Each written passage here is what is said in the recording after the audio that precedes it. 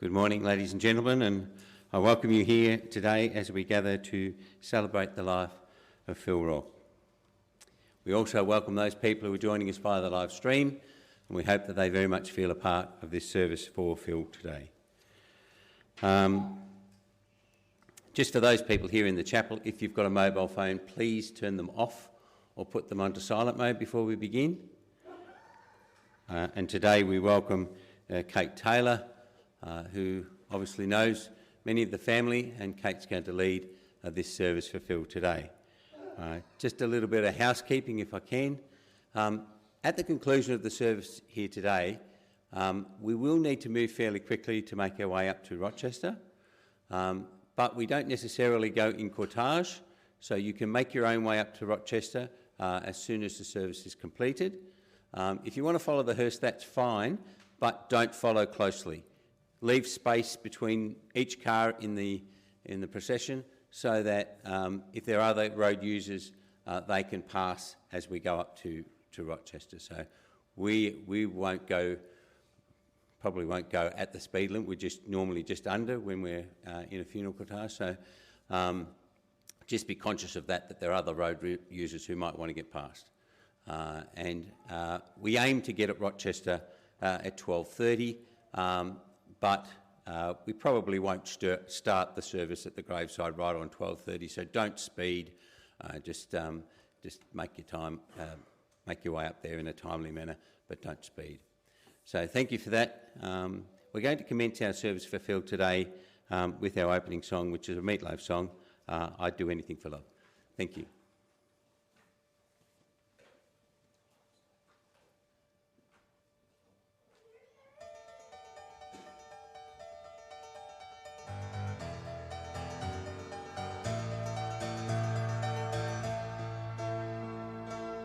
And I would do anything for love. I'd run right into hell and back. I would do anything for love. I'll never lie to you, and that's a fact. But I'll never forget the way you feel right now. Oh no.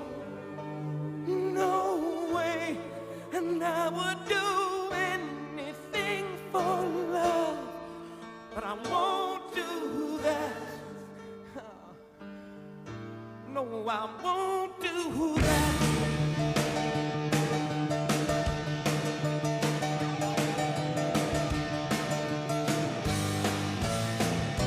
And some days it don't come easy, and some days it don't come hard. Some days it don't come at all, and these are the days that never end. And some nights you're breathing fire, and some nights you're caught in ice. Some nights you're like nothing I've ever seen before. Will again.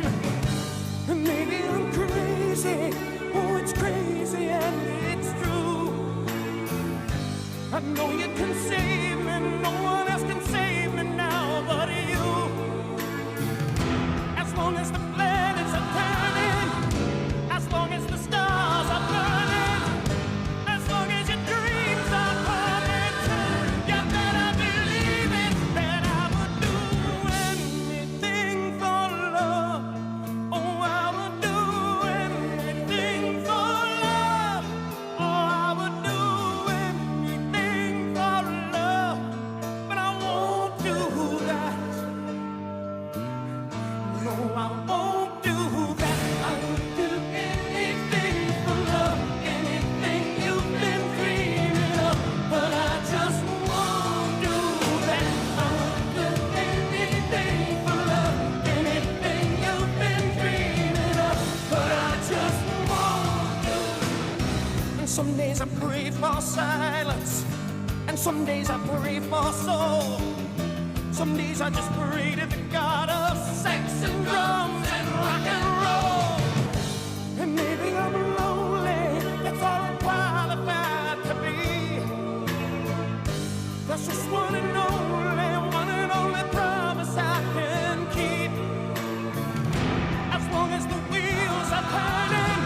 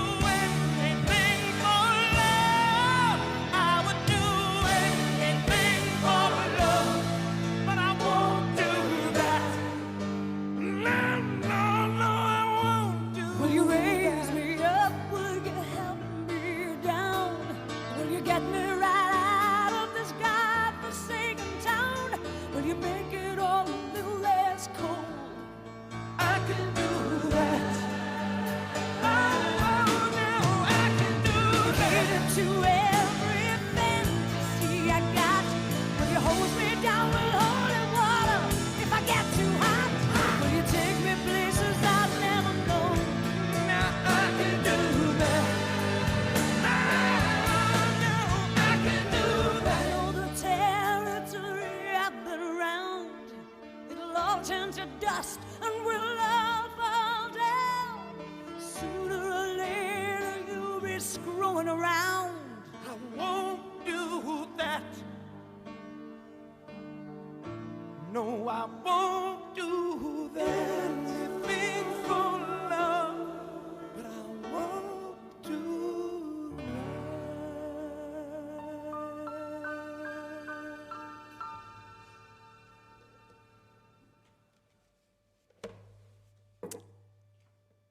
Anything for Love by Meatloaf feels like a fitting way to begin today. It's a song that's larger than life, full of passion, personality, and just a little bit of mischief. Qualities that anyone who knew Phil would recognise immediately. Good morning, everyone, and thank you for being here as we gather to celebrate the life of Philip Martin Rourke. And before we begin, could I ask anyone, family members, grandchildren, who've got some symbols to bring forward? Bring them forward now, thank you.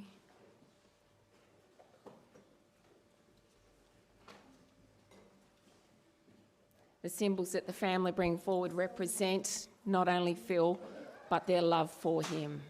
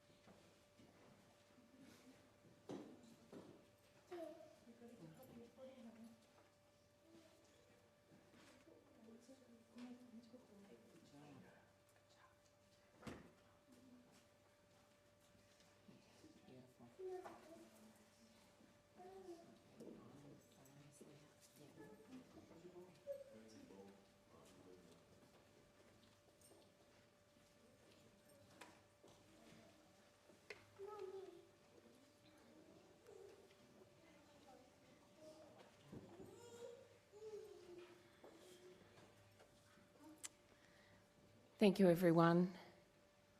We can see from those symbols that there was a little bit of love for football in Phil's life. My name's Kate Taylor, and I'm truly honoured to have been asked to lead today's service for Phil.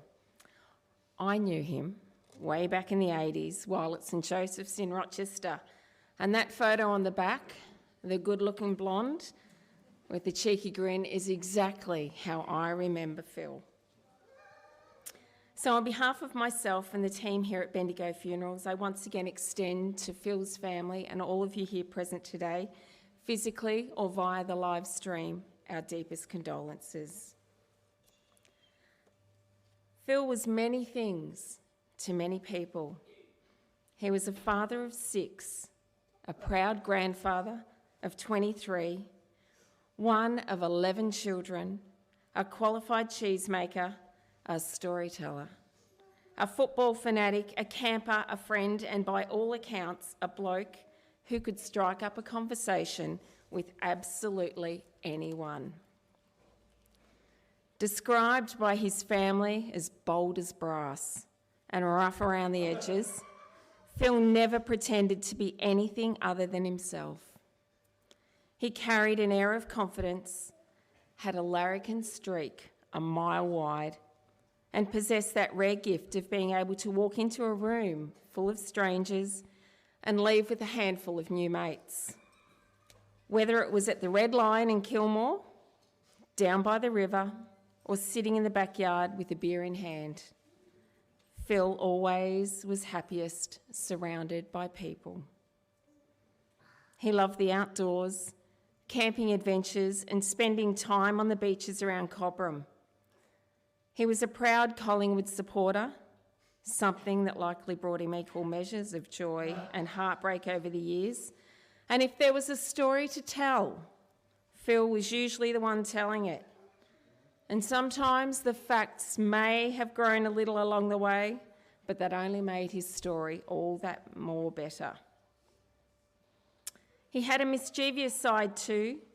He loved to laugh, enjoyed stirring people up, and was known to have a soft spot for the ladies. You all know. Life was never dull when Phil was around, but beneath the confidence, the jokes, the storytelling, was a man whose greatest achievement wasn't his career, his sporting interests, or even his impressive ability to make friends. His greatest pride was his family. His grandchildren, in particular, brought him enormous joy. They weren't just a part of his life, they were at the very centre of it.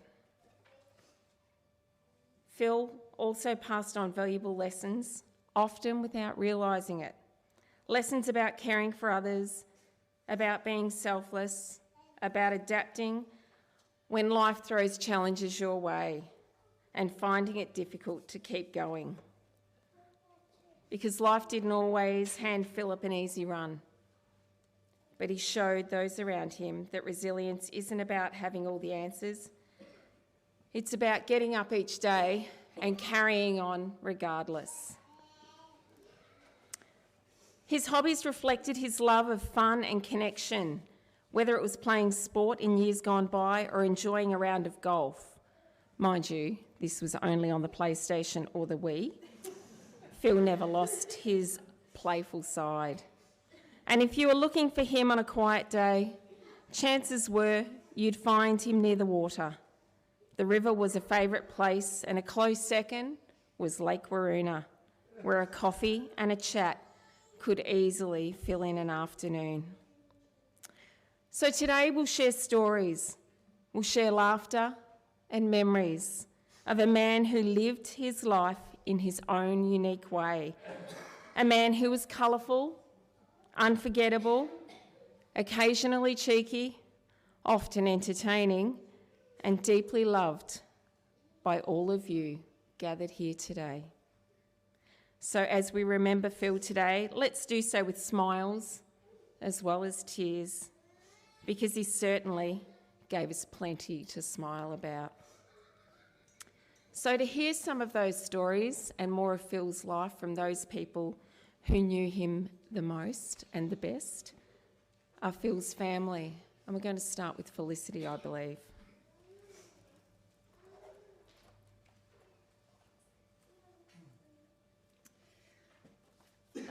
Philip was 4 months old when Miss Dixon from St Joseph's Babies Home at Broadmeadows rang Mum.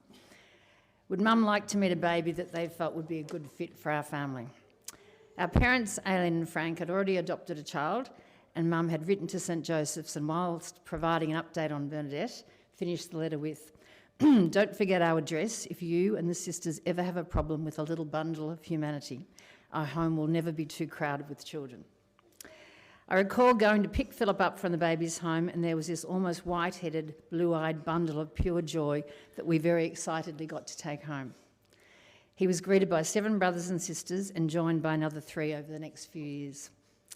The report for Philip's final adoption declared the most beautiful child, bright, intelligent, well cared for, and accepted by all the family. Philip, however, was not just physically different from his siblings, although the blonde hair was always going to make him stand out from the rest of us brown and dark-haired children. He used to regularly say to staff at Waroona Avenue, "Guess which one I am," pointing to an early photo of us. Philip was adopted by a family of mostly shy introverts. He was never shy or introverted in any way. He always made his presence known and felt, sometimes for reasons that weren't always positive. There were a few fires lit on occasion. It was hard with 10 siblings to gain attention, but Philip seemed always able to do this. He was probably the Rourke most likely to be not forgotten because of his bright and bubbly way of being. A number of tragedies befell Philip, being adopted and never really understanding why. Our mother Aileen dying in a car accident, along with Tony and Stephanie when Philip was only 9 years old, and then Michael at 20 died 7 years later in a motorbike accident. Although Philip may not have always seemed the emotionally expressive type, he did name one of his sons Michael Damien, after our 2 brothers who had died. He felt deeply and in particular strongly grieved Michael's loss. Now Jeremy's going to come up and speak.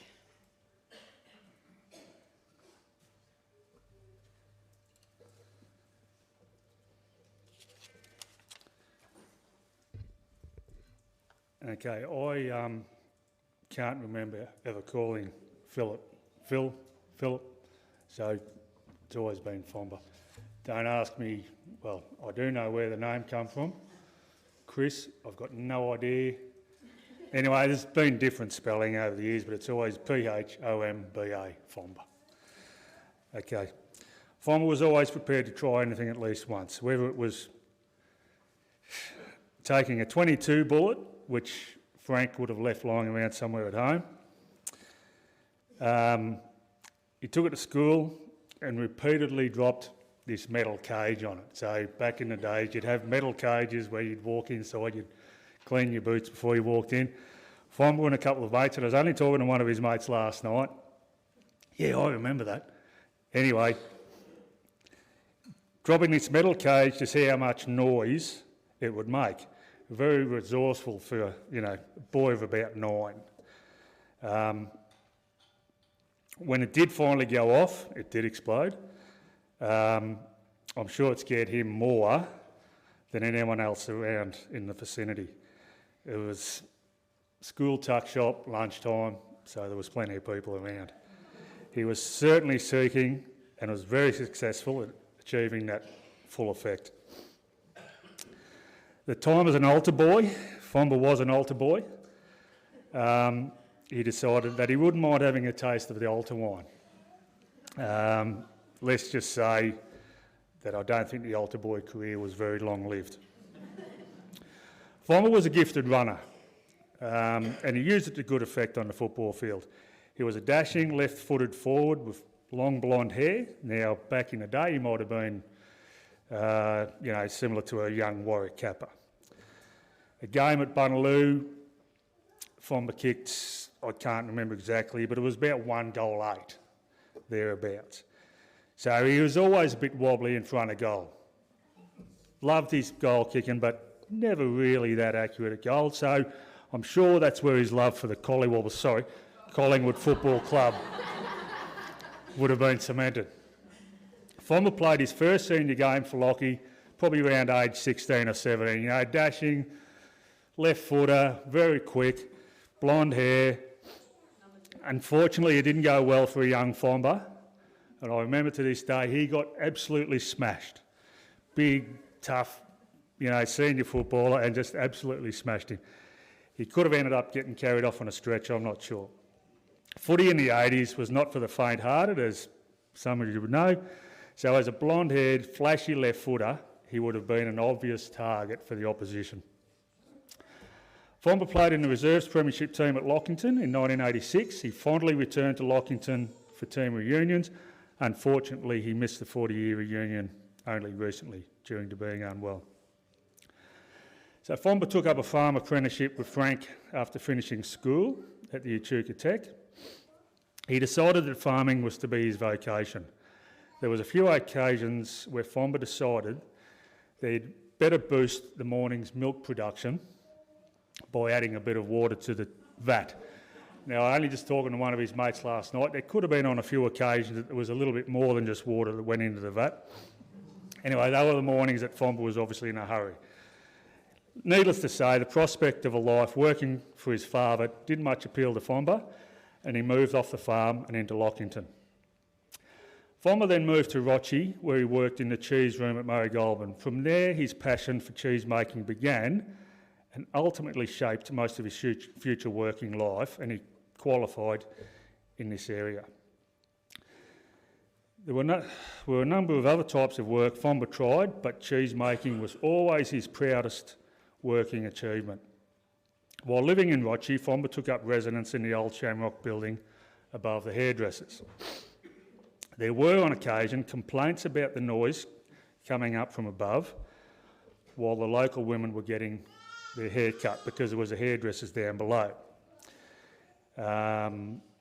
Anyway, so yes, there was a little bit of noise coming from upstairs, middle of the day. Anyway, I'm not sure.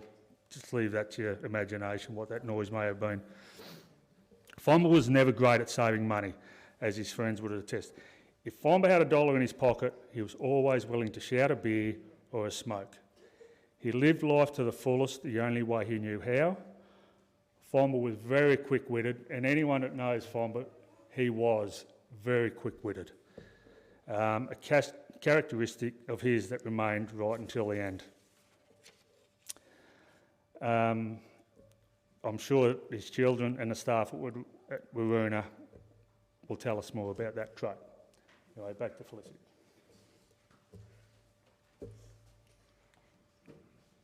Philip's friends recall his cheeky personality, as Jeremy talked about. He always had a ready laugh and could quickly put people at ease. Staff at his home said he always asked how they were going, and upon them returning the question, he would say, "Not bad for an old fella, no point complaining." He did, though, complain about having multiple sclerosis. He hated it and knew it wasn't fair that he had this terrible disease that took away his mobility and eventually made him completely dependent on others. He was, though, incredibly fortunate to find himself in a home for the last 9 years of his life where he had the care, the advocacy and the respect that he deserved, as well as mates and the other men in the home. I was happy that despite his initial denial, anger, frustration and despair at having MS, he eventually moved to acceptance and peace with his lot in life. Sylvia and her staff, who are here, some of them today, made this psychological and emotional transition successful, just by being authentic and compassionate. It was very evident to me that all the staff cared deeply for Philip and the feeling was mutual. Thank you.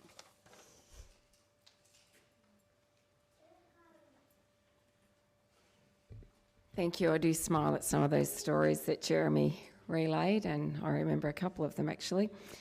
We're now going to hear from Phil's children. I think we might have Rebecca and Caitlin and Michael and Ben. Not sure what order.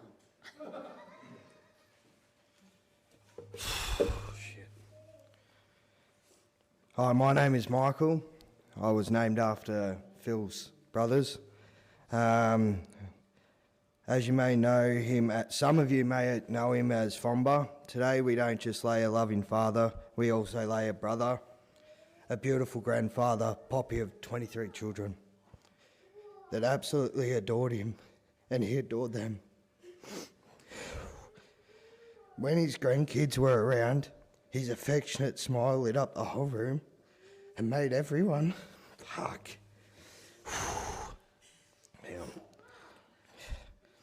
When his grandkids were around, his affectionate smile lit up the whole room and made everyone feel comfortable and warming.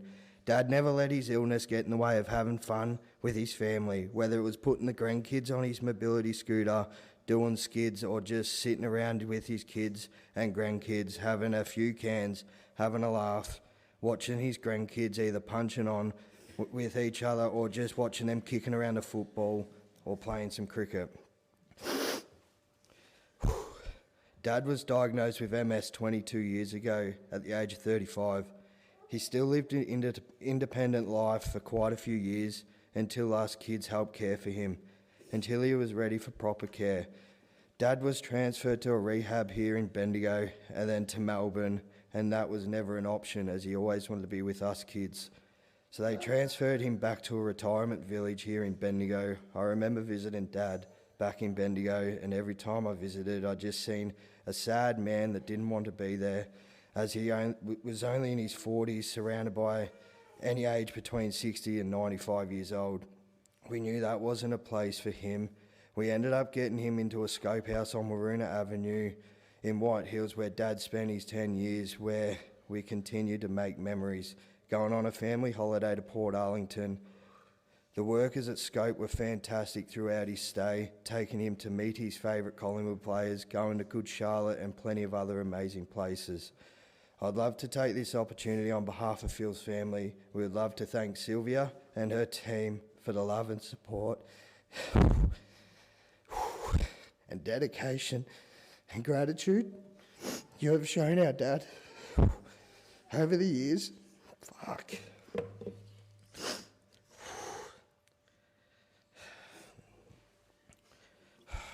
shaking.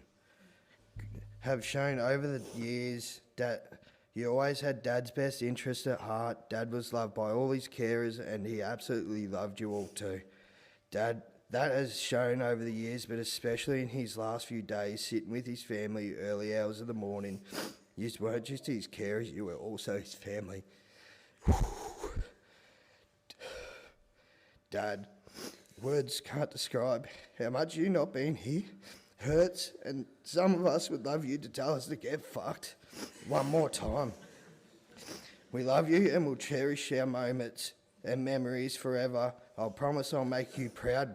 My children are going to miss their Poppy Phil. You have had a big impact on them and they won't forget that. I love you, mate. Rest easy. Legend, go Pies.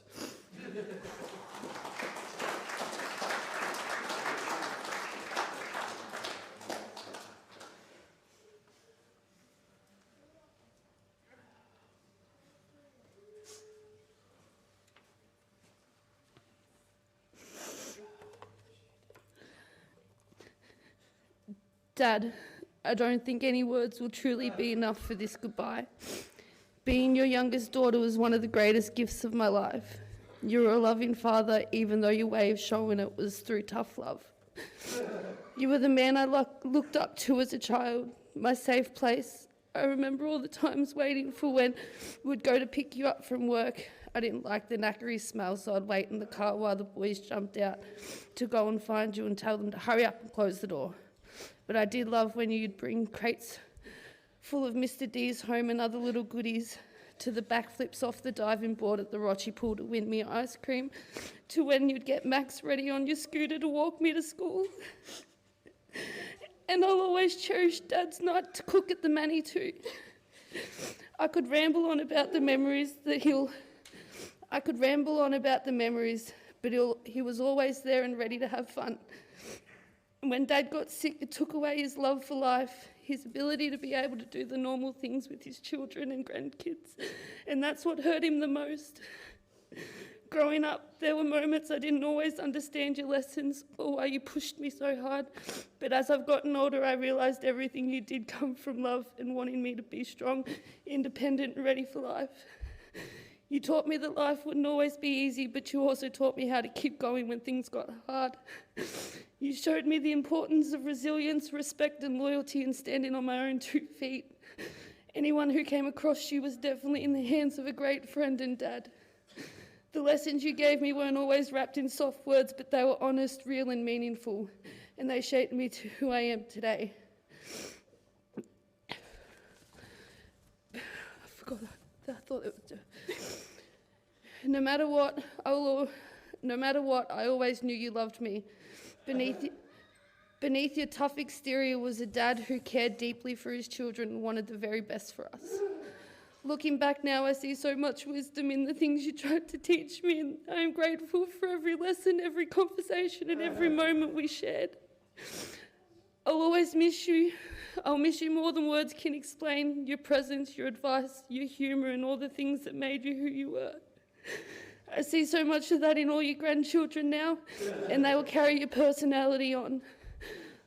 There will always be a part of me that wishes I could have one more conversation, one more hug, or just hear your voice one more time. Thank you.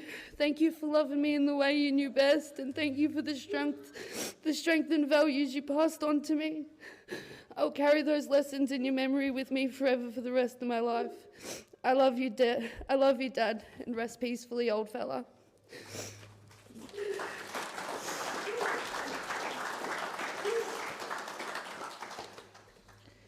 To those who don't know me, I am Rebecca and one of Phil's daughters. Today we say goodbye to a man I was proud to call my dad. And honestly, it's hard to put a man like him into words. Dad was many things. He was funny, really funny, the kind of person you could meet who could make people laugh no matter what was going on, sometimes with a joke, sometimes with a one-liner, and often with a swear word or two thrown in for good measure. That was Dad, completely himself, unapologetic, and impossible to forget. He loved his footy, especially Collingwood Football Club. Win, lose, draw, it didn't matter. He stuck by them through everything. Watching the game with Dad was never quiet. You always knew exactly how he felt about the umpire, the opposition, pretty much anything happening on the field. One of the beautiful things about Dad was that he passed on a passion for football down to his grandchildren and his children. His love for the game becomes something shared, something that brought us all together, whether it was watching a match, yelling at the TV, talking about the footy or celebrating a Collingwood win. Too bad it wasn't often enough for Dad. Those moments became memories that his family will carry forever. Every time we sit down now to watch a game, there'll be a part of Dad with us. Above everything else, Dad was passionate about his family. His children, his grandchildren meant the world to him, and I truly believe Dad never felt like he had a real purpose or place in life until he became a father. After everything he went through growing up, becoming a dad gave him something that he may have never had before, a sense of belonging, love, and people to fight for. His children became his world, and later, your grandchildren brought him even more pride and joy. He loved deeply, even if he didn't always show it in his perfect ways. He was proud, protective of the people that he loved, and absolutely adored those grandkids. They brought him laughter, comfort, and purpose, especially during the hardest times of his life. Some of the happiest moments were seeing him with them and making anything humorous, sharing stories, or just being granddad in the only way he could be. What a lot of people also knew about Dad was his heart. Underneath the tough exterior, underneath the swearing and the jokes, he cared deeply about the people he loved. He looked out for others. He understood pain better than most, and I think because of that, he had a softness and compassion that stayed with him throughout the years. Dad didn't have an easy start to life, and he carried trauma from a horrible childhood, pain no child should ever have to experience. Those scars never fully leave a person, but despite everything he went through, he kept going. He survived things that could have broken many people, and even when life was unfair to him, he still found ways to laugh, to love, and to care for those around him. Then came the terminal diagnosis. Another battle he never deserved. Watching someone you love go through that is heartbreaking. But even then, Dad still managed to be himself, still cracking jokes, still swearing, still finding moments of humour in dark times. That refusal to completely let life take away who he was is something I'll always admire. No person is perfect, and Dad wouldn't want us pretending he was. He was human, he was rough around the edges, and he could be stubborn, loud, and brutally honest. But he was also so loving, so caring, so resilient, and full of life in his own ways. When I think of Dad, I won't just remember the hard times. I'll remember the laughter, the footy, the stories, the no point complaining because no bastard listens. The moments where he showed love in his own way. I remember a man who endured more than many will ever know, but who still kept a part of his spirit alive. I hope he is now finally at peace, free from pain, free from illness, free from the weight he carried for so long, with his wings spread free from that wheelchair. Dad, you were one of a kind. You made people laugh. You made people angry at the TV during footy. You passed on your love of football down through your family. Being a dad was where you finally found your place in the world. You made such an impact on people's lives. Rest easy now, Dad, and know that I will keep your baby boy and your baby girl safe in life, and I will guide them. In Dad's last few days of life, you looked at me and you told me you would love me to infinity. And just so you know, Dad, I'll love you to infinity and beyond. And this is not a goodbye, this is simply I'll see you soon.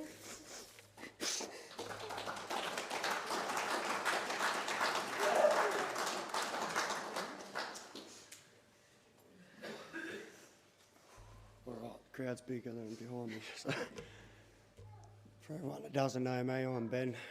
I'm Phil's, I'd be somewhere near the oldest, but I'm not actually his son.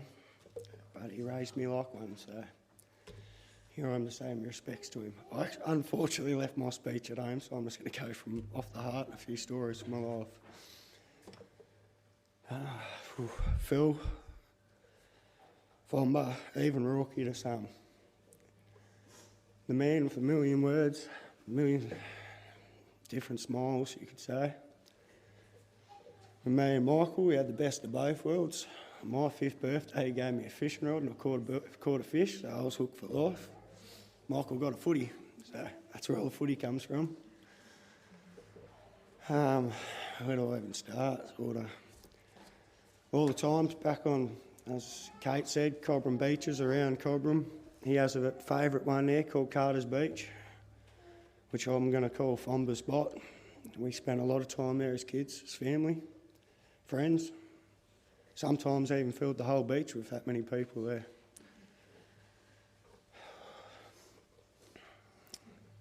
Most recent times when, unfortunately, when Bendigo went through a bushfire, I was worried about Dad because I was at the pool. He's in Long Gully where it was sort of heading. So I rushed my way back there just to find out this old bastard's walking around putting out people's fence posts with a VB can. Him and Uncle Spud, I should say, which is my partner's uncle. He's just a man that never gave up. Like, he had MS, had a bushfire coming, couldn't get out, but decided to save other people's houses and his own. So he's a man of a million things. He taught me to weld, taught me to love, and taught me to be a mean bastard.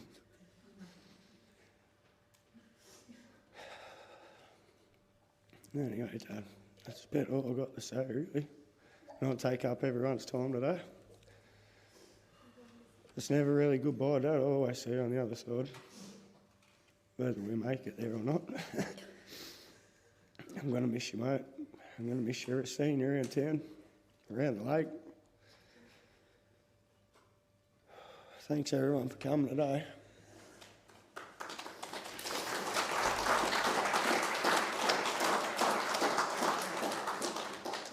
Thanks, guys. Some beautiful memories. We now have another sibling, Bernadette, who's going to share some words with us.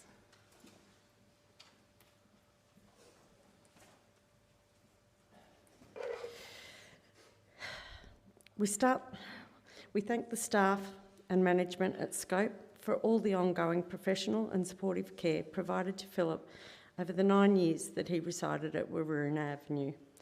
We also acknowledge the support that Scope staff showed to his family when they visited Philip.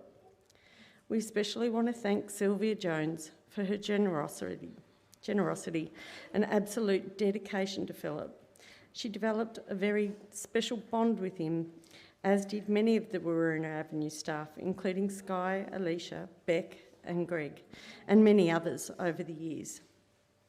We thank all of the many health professionals who were part of Philip's care team and provided advocacy and timely health care to him during the years of his declining health.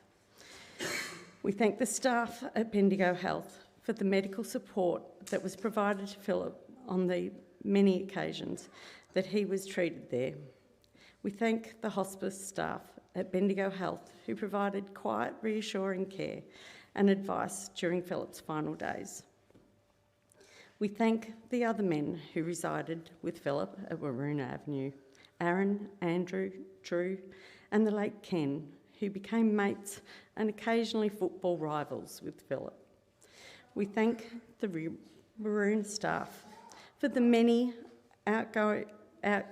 outings that Philip enjoyed, to concerts, sporting events, visits to his hometown of Lockington, to school or football reunions, and many other outings that help maintain his connection to family, friends and community. Thank you.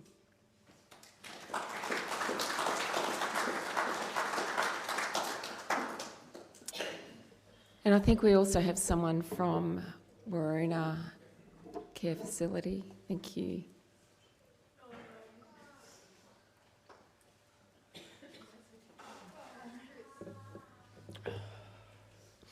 G'day, my name's Greg. I was honoured to be Phil's support worker for the last 6 years. Women receive flowers on multiple occasions and for many reasons: birthdays, anniversary, Valentine's, or just a gesture of love. It isn't sad men only receive them after they've passed. A lot of Phil's life has been covered already, so I only talk about his life at Waroona. When I started at Waroona and was introduced to Phil, you could see straight away he was still a man on a mission, and regardless of his disability, he was going to live his life to the fullest. Myself and many staff ventured out to Lake Waroona with Phil to grab a coffee, which Phil was always keen to do, to have a chat with various people who knew Phil as a regular, and Phil waited for no one. Many times, as soon as we crossed the road, Phil drove his chair like it was Bathurst and will be trying to catch up to him. Phil loved talking about football and recalling stories of playing for his beloved Lockington Football Club, and whatever his reply to, I would always jokingly correct him and say, I heard you got 30 possessions, kicked 5 goals, had to solo ruck, took a spick in the goal square in the dying seconds and kicked the winning goal after the siren, to which he would reply, bloody oath I did, with a huge grin. Phil, Andrew, Ken and Aaron were regular attendees of the footy to watch Collingwood versus Carlton or Essendon games, and to the cricket to watch Australia take on the Old Firm in the Ashes. When Phil could, he would always visit Young and Jackson's before the game. We aren't sure if it was for the cold Jim Beam or to visit Chloe. And regardless of who you support, you were happy for the lads when they won in 2023, and Phil was certainly proud. Phil was also lucky enough to meet and greet with his beloved Collingwood team, and was generally gifted a signed Collingwood jersey, which was eventually framed and was Phil's pride and joy and a focal point of conversation. Phil also enjoyed going to the movies with other residents, concerts including Good Charlotte, that he said was a highlight, and also the Red Hot Summer Tour being a standard affair. To Phil's family, who were frequent visitors to the house, to his housemates from Marina staff, I wish my deepest condolences. To finish, the comedian Jimmy Carr said, "Grief is a price we pay for love. It would be sad if it wasn't sad." Thank you.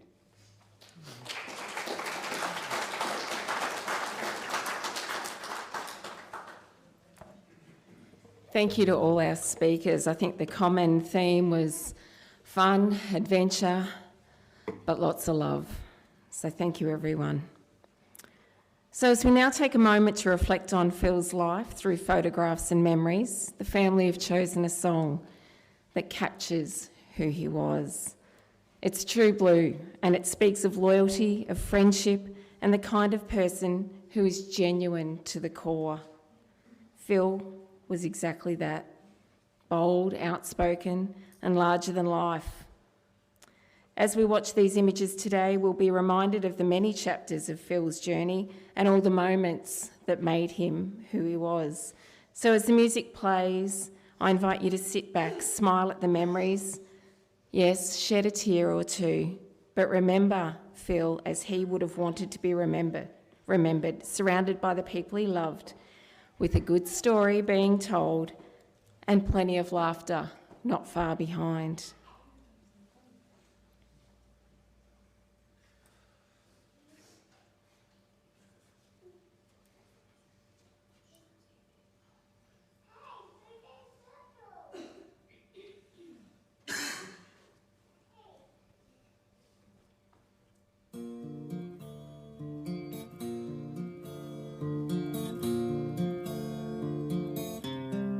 Hey, true blue, don't say you've gone. Say you've knocked off for a smoker and you'll be back later on. Hey, true blue, hey, true blue, give it to me straight, face to face. Are you really disappearing? Just another dying race. Hey, true blue,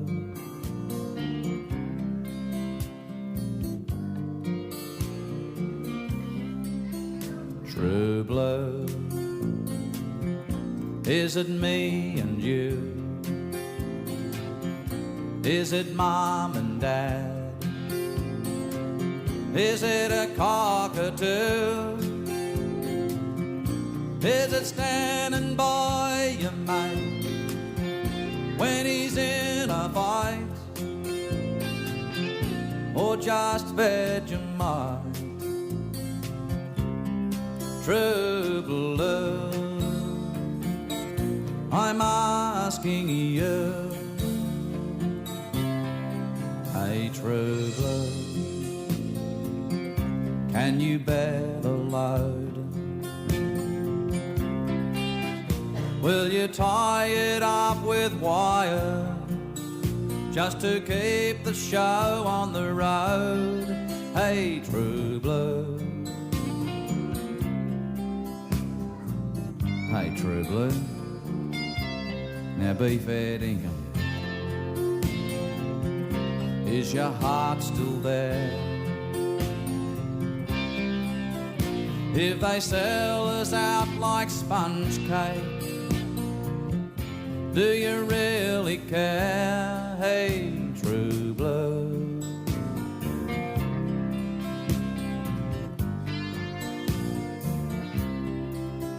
True blue.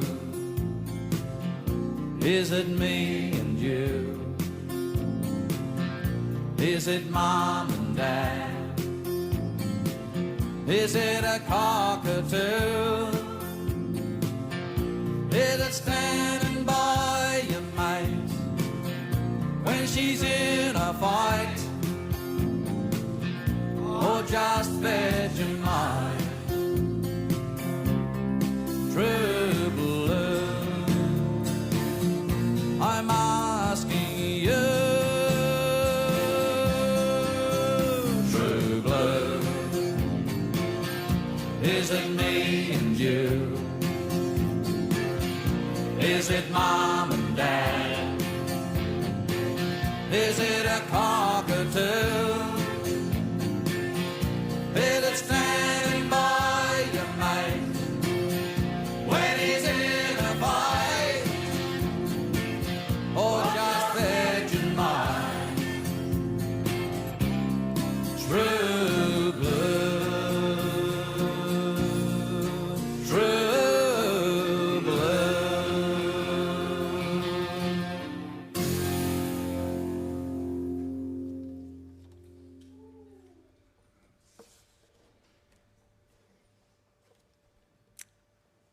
Following the service here this morning, the cortege will leave for Rochester Lawn Cemetery, where the interment service will commence at approximately 12:30, as Simon said earlier, and you're all invited to join us for that final part of Philip's farewell.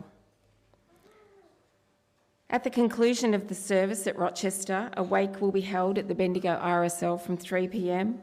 And to those of you local to Rochester and not returning to Bendigo, you may like to reconvene at the Shamrock Hotel and share some stories there.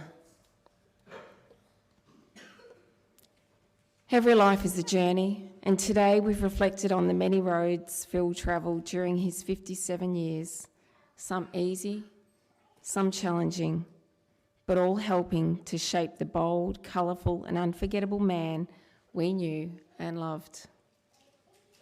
In a moment, Phil will leave this chapel and begin the road back to Rochester, a place woven through the fabric of his early life and a place filled with many fond memories.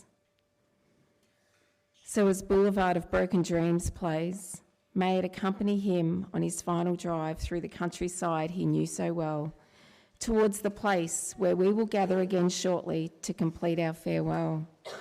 For now, we leave with our memories of Phil and the story of a life that touched so many others. Thank you.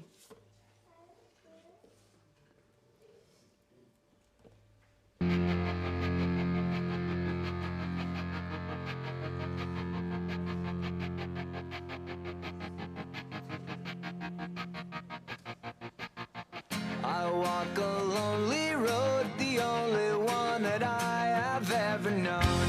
Don't know where it goes, but it's home to me and I walk alone.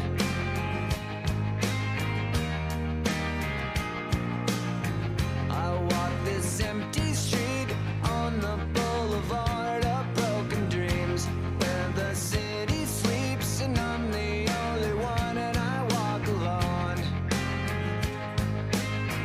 I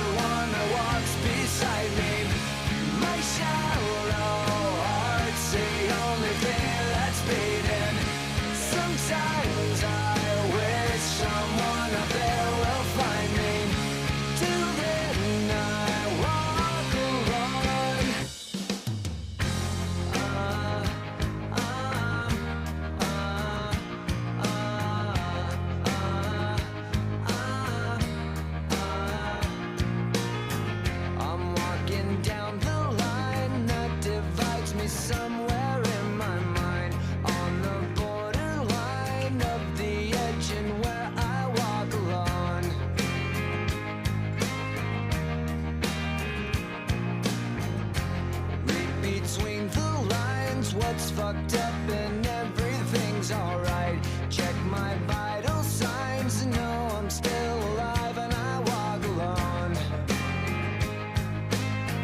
I walk alone, I walk alone.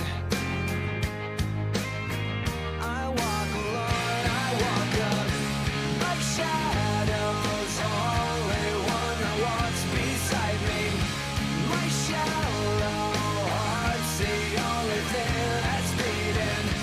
Sometimes I wish someone up there will find me.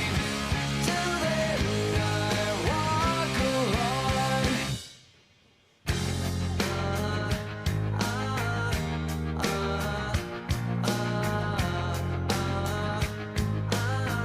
I walk alone, I walk alone.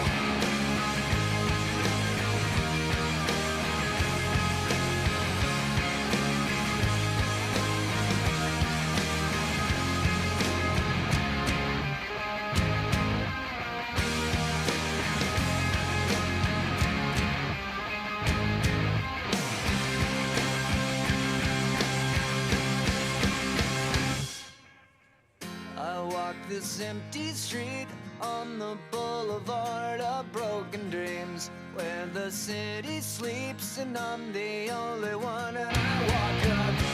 My shadow